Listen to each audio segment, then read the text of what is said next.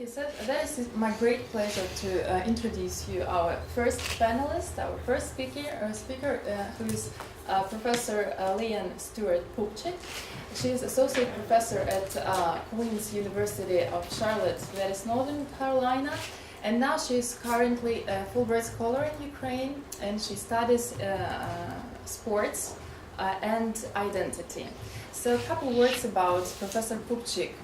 She has practiced and teaches communication in print, audio, video and multimedia because she thinks, I'm quoting, everyone should know how to tell a story across media platforms, end quote. She earned a doctoral degree in communication, actually rhetoric, from the University of South Florida, a Master of Science degree in radio, TV, film from Syracuse, and a Bachelor of Journalism degree from Carleton University in Ottawa, Ontario. Her book-length manuscript entitled Home and Native Land, Identification, Division, and Indigenous Art in Canada is out of the press. It is the first study to use the concept of US theorist Kenneth Burke as a methodology for theoretical analysis. Article-length publications include analysis of the visual and non-verbal rhetoric of the Russian Orthodox liturgy, the consequences of George Bush's divisionary theoretic and diplomatic environment, the rhetoric of art and museum exhibitions, and various books reviews covering visual rhetoric in particular. So her today panel and her today paper is entitled Identity in/Formation, Analyzing Internet Media Materials in the Context of Euro 2012 for Evidence of a New Ukraine. So let us give some applause for our panelists.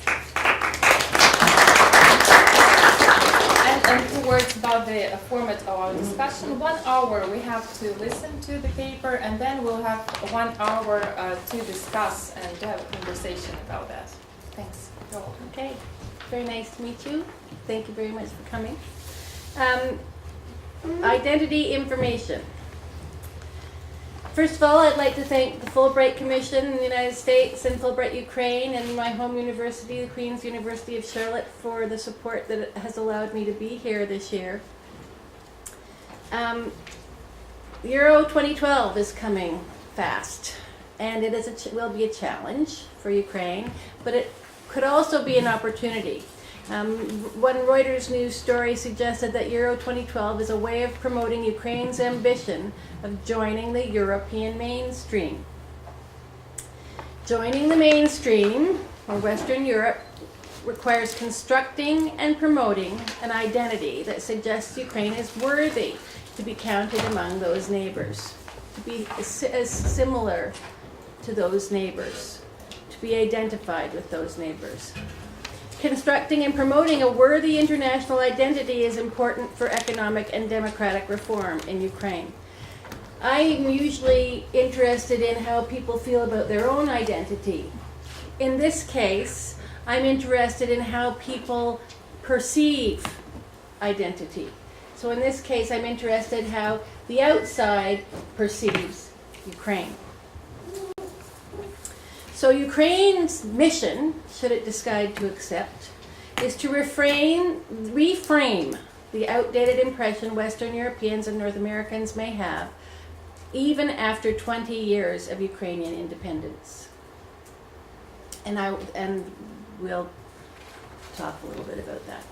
So first, I'm going to examine the rhetorical history of Ukrainian identity that emerges from a Western media perspective. Then I'm going to identify rhetorical work, public relations strategy, public relations messages required for Ukraine to construct identity appropriate to encourage tourism or foreign investment. And I'm going to examine the Euro 2012 website for evidence of that new Ukrainian identity. So, rhetorical history of Ukraine according to people outside Ukraine. These are ideas about how the kind of awareness that people outside Ukraine have about Ukraine. So we have, first of all, Ukraine is a proud country with a great history, right?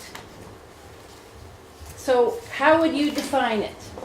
What words do you have to define it or describe it?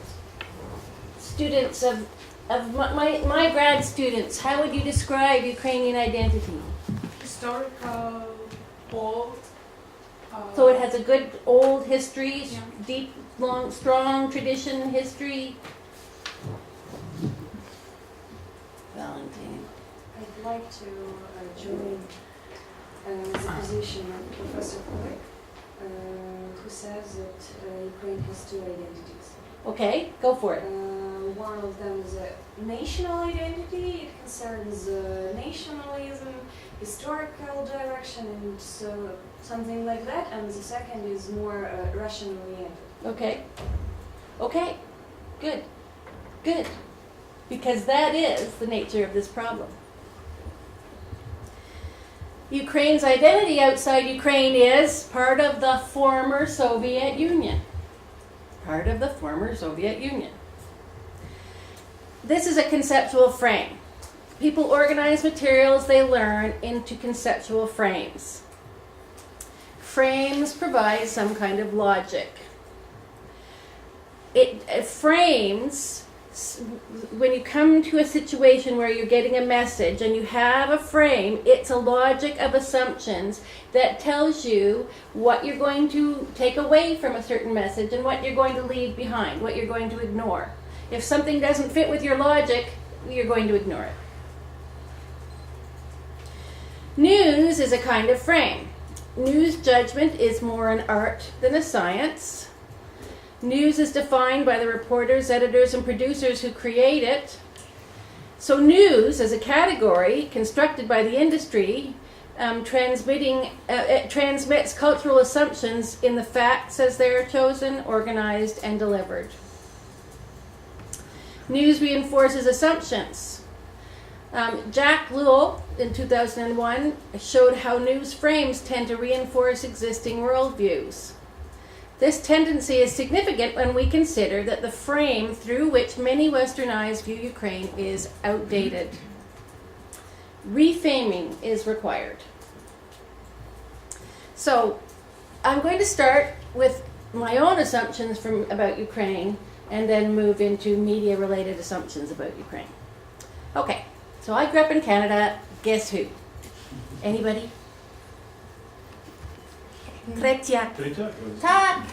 Okay, so we have Tretiak, right? He actually played on the national team, because the Canadian national team would play. Okay, so this was a big Ukrainian dancing. Piosenki. Don't you know? These would be your basic, broad, what we knew about Ukraine. In Ukraine, you had independence. This was important. In the West, we had the fall of the Soviet Union, where Ukraine was just one aspect of a bigger story. So, as you're having independence, as Ukraine is having independence, the Western news says Gorbachev, last Soviet leader, right? Gorbachev, and Gorbachev toppled. And who replaces Gorbachev? Yeltsin. Yeltsin doesn't have anything to do with Ukraine. The replacement of Gorbachev is Yeltsin. Therefore, Russia replaces the Soviet Union. Where's Ukraine? Ukraine isn't in this story. Right? Ukraine isn't in this story. This is the Vancouver Sun, by the way. German paper, New York Times, Vancouver Sun. This is the way things looked in the West. Here's the sinking ship of the USSR. Look at all the SSRs around here that are floating off in the lifeboats. Where the heck is Ukraine? It took me a long time to find Ukraine in this. It's right here. However, this is what it looked like from the Western perspective, right? So while Ukrainian independence is the great story of the last quarter century, in the West, it's the fall of the Soviet Union, and Ukraine is one little piece that's undifferentiated from the rest of the SSRs. Okay, so here's the New York Times. Declaring the death of the Soviet Union, Russia and 2 republics form new Commonwealth. Of course, Ukraine being one of those 2 republics, unnamed, but it's somewhere over here. There it is.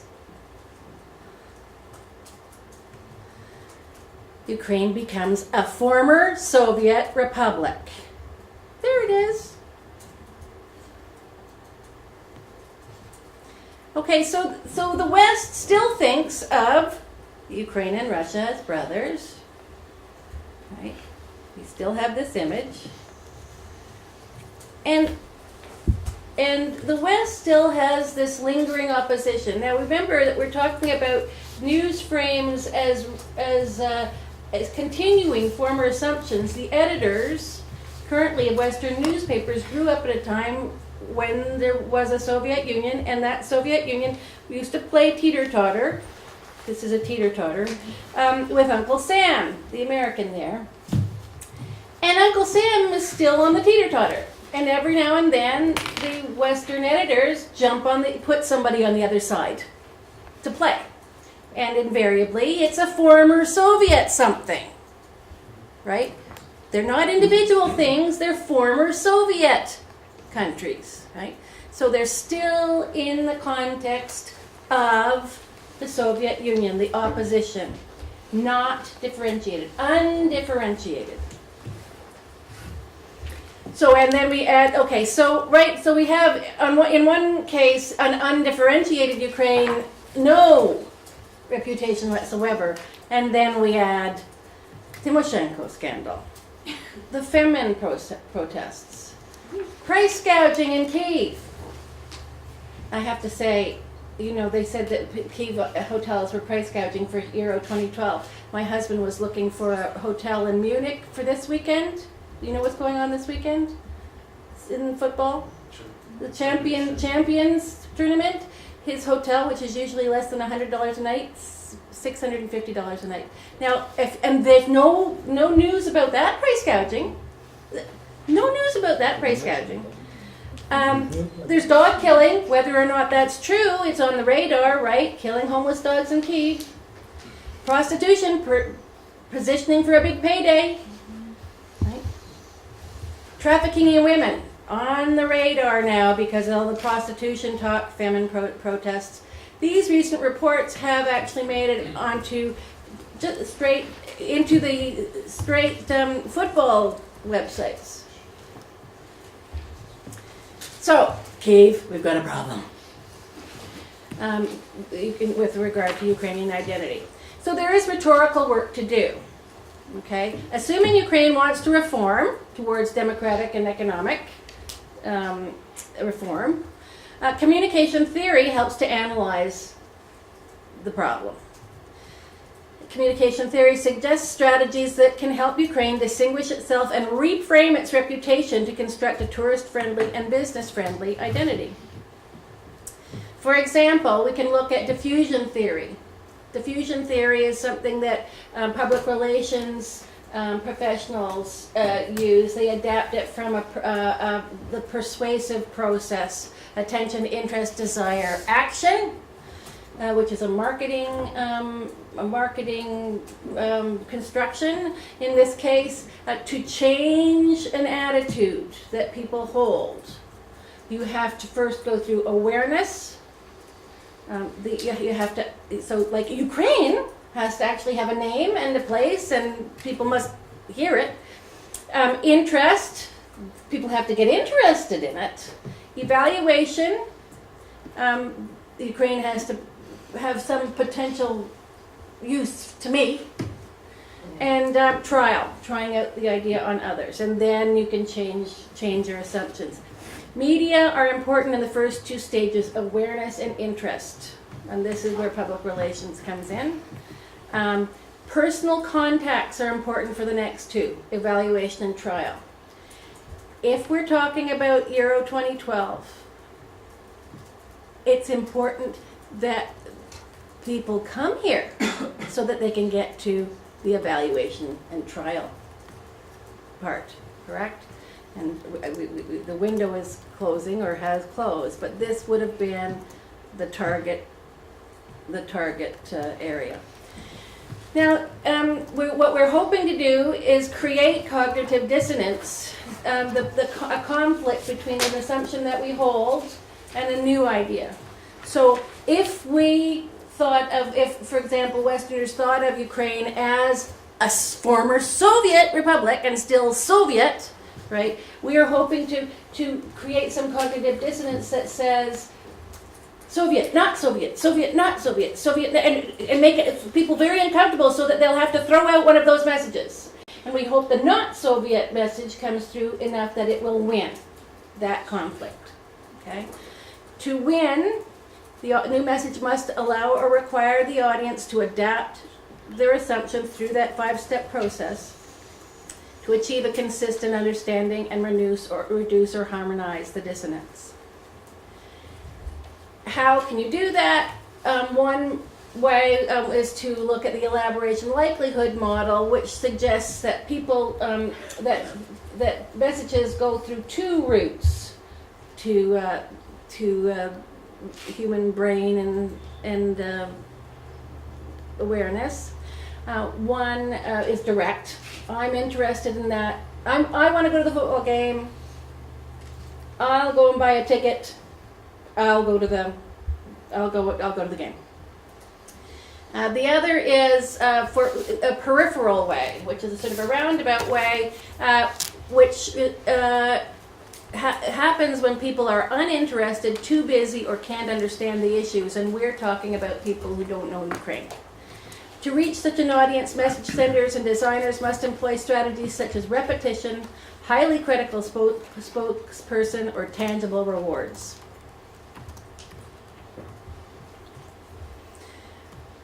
Repetition, highly credible spokesperson, or tangible rewards creates, awareness and interest. And now I'm going to use the rhetorical concepts of ethos, logos, pathos, and mythos to evaluate the quality of the message that is available currently on the Euro-2012 website. So these are persuasive appeals. Ethos is the appeal to credibility. So your trustworthiness and also your charisma or likability. It's your trustworthiness and that je ne sais quoi about, the politicians who you like have. Logos, the appeal to logic. Pathos, the appeal to your emotions. Mythos, the appeal to heritage and history. So I'm looking at the website, the Euro-2012 website, to find evidence that somewhere somebody is considering using some of those persuasive appeals to promote a new Ukraine. This is one of the opportunities that Ukraine has. This website that the Football Association has provided, where information can go, and at the very least, some of the information is permitted. The Football Association has incredible control over this information, but there are little places where Ukraine could put things. And there are places where the Football Association put things that I will yell at them for momentarily. So we're looking for evidence of the new Ukrainian identity. I'm going to focus on graphic elements as well as content. For example, cycling images and animation, font choice, quality of elements, size and relationship of elements, color, text choices, and the path that clicking on things will take us. But here's UEFA.com. And if we look at it, if we land on this page, you'll notice, let's see, what date was this? This is this week. Every day this week, there was less and less and less Euro 2012 because the champions tournaments, the women's final was last night, and the men's final, I think, is on Sunday. So they're hyping that. But up until Wednesday, there was at least a little bit of 2012 right on the where you landed on it. Now here it is down here. This is actually down here. We've the page is divided into 3. And this whole panel is on Euro 2012. So you actually have to do a little work and slide down a little bit, but there is a panel on Euro 2012. Otherwise, you click on here. When we're talking about emotion, when we're talking about using pathos, we're talking about photographs, and we're talking about the language will affect pathos. So winners is an emotional term, for example. Memories is emotional term. These are areas within the text that evoke the emotion that you want to persuade people. Any photograph, any action photograph where people are showing emotion is an emotional element. In terms of ethos, awareness, credibility and charisma.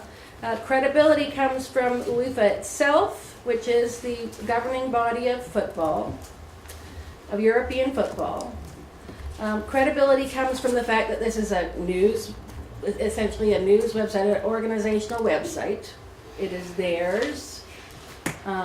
They're speaking for themselves. It should be a one-stop shopping for people who are interested in football, any kind of football. Oh. Okay. So here's the user path I'm going to follow through the site. We just showed the landing page, UEFA.com. I'm going to click on Euro 2012. I'm going to click on hosts, Ukraine, and Lviv. So as we, again, back on Euro, on the landing page of Euro, remember I said that down here, it's got a whole area for Euro 2012. There are 4 links there that people can use, one of which is hospitality. The hospitality link takes you to this page. I'm looking at English pages. What's wrong with this picture? I'm looking at the UEFA website is available in 12 languages. Okay, it's no wonder that there's some kind of mix-up and something's taking you to the wrong place. Except hospitality is for the well-heeled corporate big bucks people. And where do the English big bucks people go? To a page they can't understand. Not only can they not understand it, it's in Cyrillic, which immediately reinforces the idea of a place that's hard to understand or difficult to understand or impossible to understand. It immediately reinforces the link with Russian, right? Back to that old assumption, that old former Soviet, right? Former Soviet is all over this. This video is also in Ukrainian. This is a pamphlet for them, for the potential corporate hosts. It's in English. This is what they're talking about. They're talking about, wining and dining your clients in fancy boxes. There's the stadium. Here's the fancy box. Here's the fancy box with wine. There's the stadium. Okay, this is for megabucks people. And guess who just lost out? Ukraine. Just pointing that out. Okay, that's on the first page, the landing page of UEFA. Before we even get to Euro 2012 pages, that's the first opportunity that Ukraine has to sell that material and it's gone. Okay, that opportunity is gone.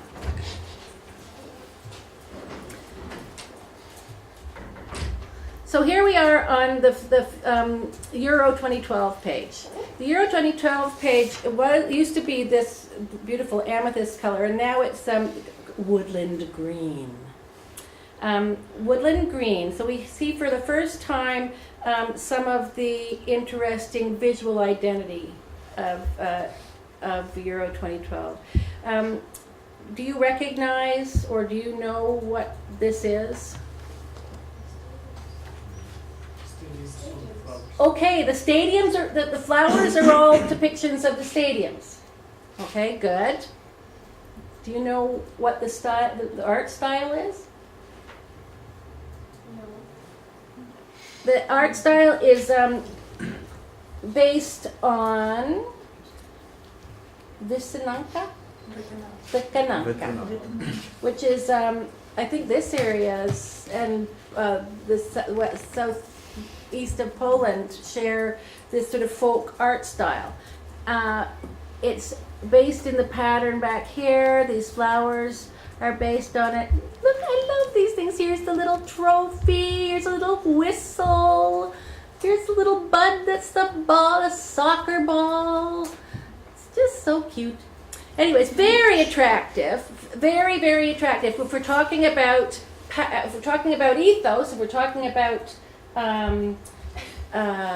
emotion, these colors are very, these are jewel colors. They're very rich. They are very good for attracting attention. They're very interesting, these colors themselves.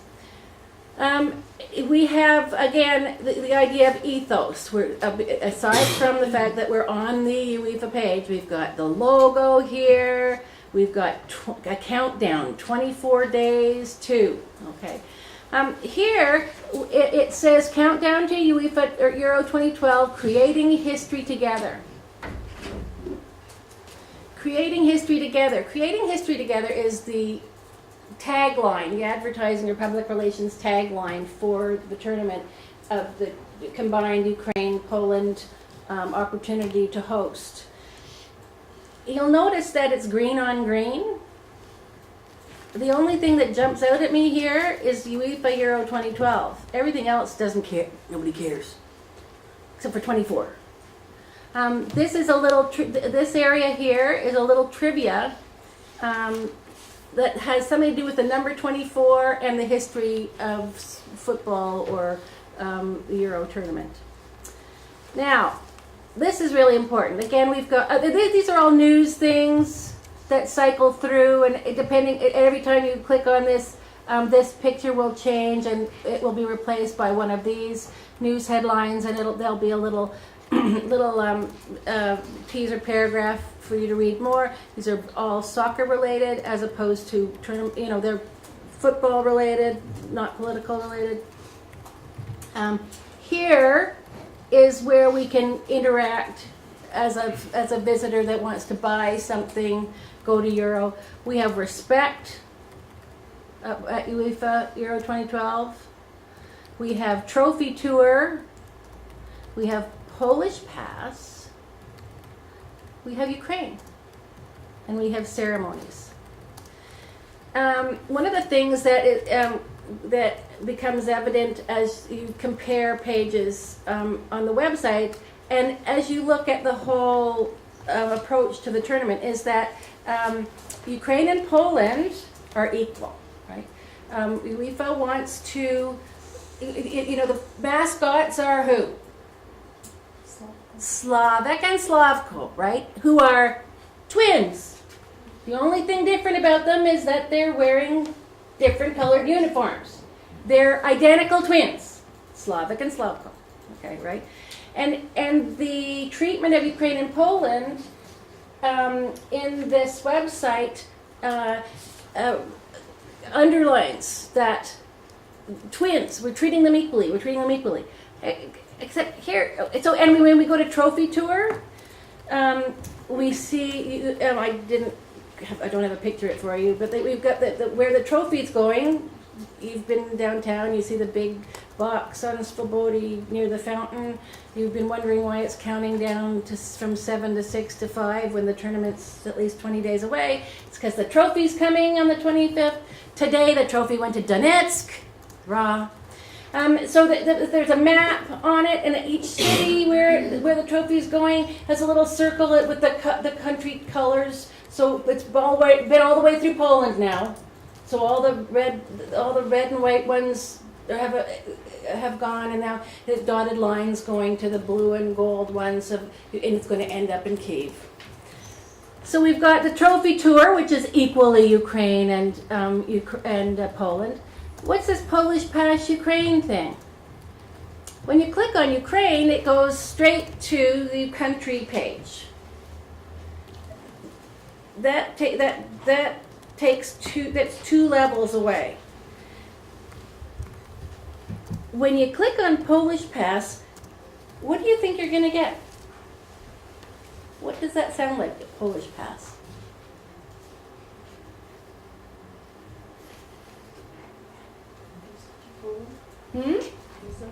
A visa to Poland.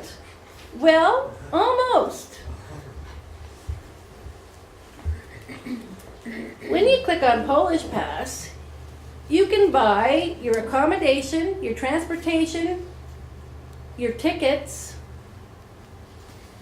I think, and your health insurance, all in one place. Polish Pass, accommodation, urban transport, railway transport, etc., etc., etc. Polish Pass, one-stop shopping for Poland. Interactive. Now, as you're making your purchasing decision, right, and you're deciding to go, when you decide, any salesperson or marketer will tell you, after you decide, you want to get them right away, get them to act right away, give them an action step. What can I do?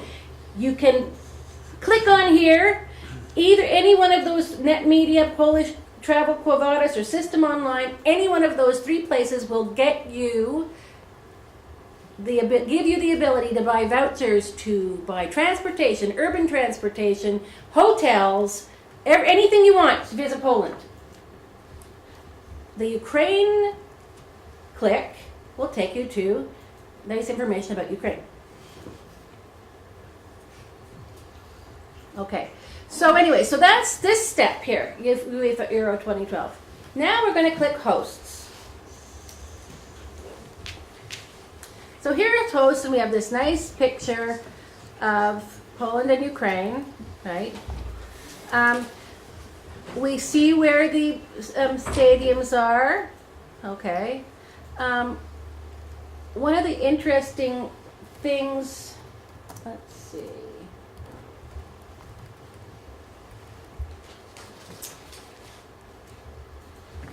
One of the interesting things about this is you cannot change the size of this, but you can move it around. Look at the size of the print on here. We see Belarus, we see Lithuania, we see Poland, we see Ukraine, we see Romania, we see a little Czech Republic, we see a little Austria behind the thing, we see a little teeny weeny Slovenia and Croatia. You'll notice that Lithuania, Poland, Slovakia, Hungary, they have capitals. Ukraine. What's the capital of Ukraine? I don't know. Maybe I'd be able to tell if you told it to me. Oh, must be under one of those stadiums. The thing is that when you move this a little bit, I don't know whether you can see, but all of these lines, all roads lead to Moscow. If you move this over just a touch, there's Moscow with this crown of gold lines. It's like a halo of gold lines. That's ironic, isn't it? Gold lines going to Moscow. The word Russia is nowhere here. You'll notice Belarus does not have it doesn't have a capital either, although it does have that little halo. Again, visually, we are in the CIS, right? There's no Russia. There's just the capital Moscow, and we have our little satellite areas. Over here, we can click through official accommodation agencies, hotels in Poland and Ukraine. Okay, we have equal treatment. Hotels Poland and Poland Pass. Travelers health advice, bus parking. Poland has an extra opportunity to sell things here. Not very fair.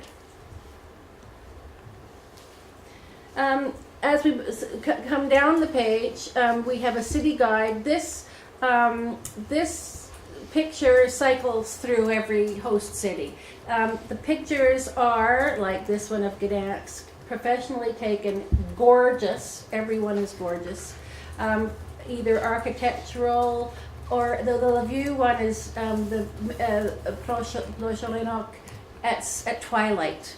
The lights are on, golden lights with the blue sky still. It's just gorgeous. So they're all nicely celebrated here.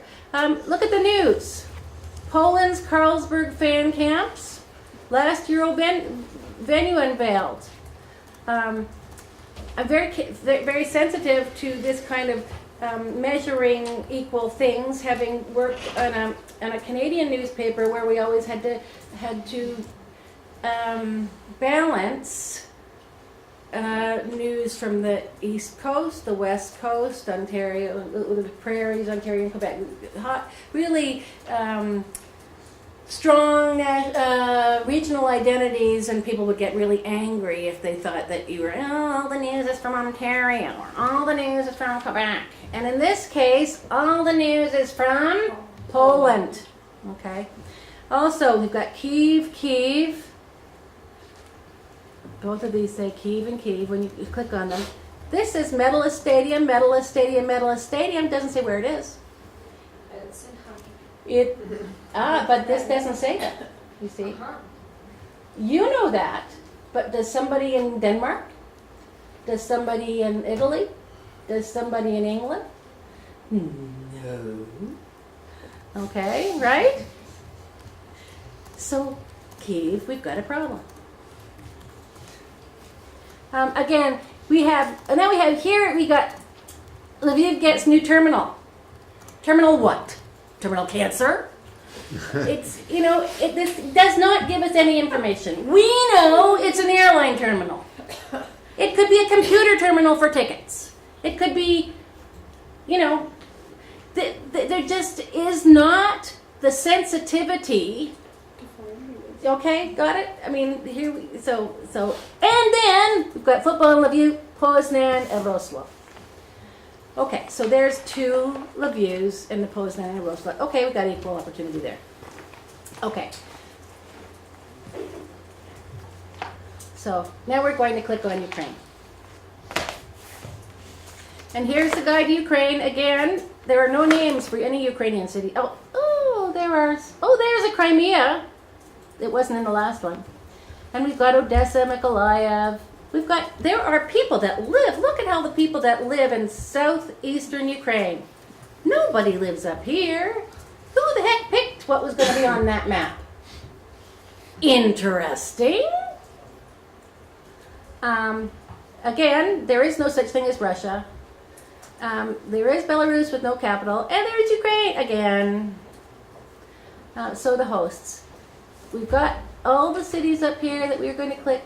We're going to click on Lviv. We have our lovely city pictures, and you can see how beautiful they are. They are actually quite gorgeous. We have we have a picture of some of the stadiums. If you want more photos, you can click here, and there are actually 44 more pictures. Some of them actually are of Lviv. Now check out what it says. Okay, so we've looked. You've seen what the website's been like gorgeous in terms of credibility, and emotion, lots of pictures, lots of attractive. Check out Ukraine, okay? Now, on both country sites are identical, they have the identical information. Ukraine, population, area, currency, etc. Famous people, food, sport, football, national team. How professional does this look?